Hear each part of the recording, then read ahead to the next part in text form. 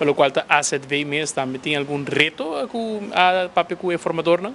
Sim, a AZV, o que também é muito importante, é maneira formadora indicando a nós, é procurar para sustentabilidade social de fundo. A AZV tem possivelmente parar porque está entrada, tem surplus também ano passado, e próximo ano também temos que tem espaço, mas nós precisamos procurar para investir em qualidade e em acessibilidade para assim assegurado que daquele tem sistema de AZV que é muito importante para o cuidado médico na Aruba. Nós mostra também que o reto grande que nós temos na Aruba é que é especialista necessário e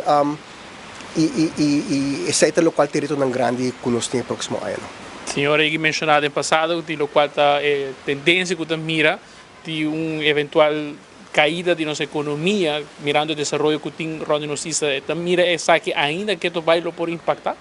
O modelo que nós usamos não está sensível na risco, nem risco político, nem risco natural, de desastre natural, nem de risco econômico. Por isso é difícil para nós predizer algo assim.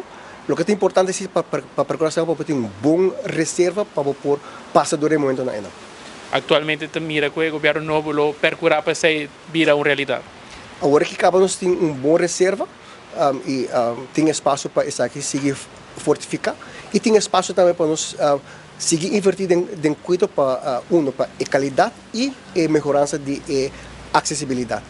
Nós indicar na informadora e também tem preocupação, nós precisamos monitorear o wachtlist para assim evitar que é demasiado largo e nós precisamos orientar para o profissional para ajudar a reduzir o wachtlist aqui.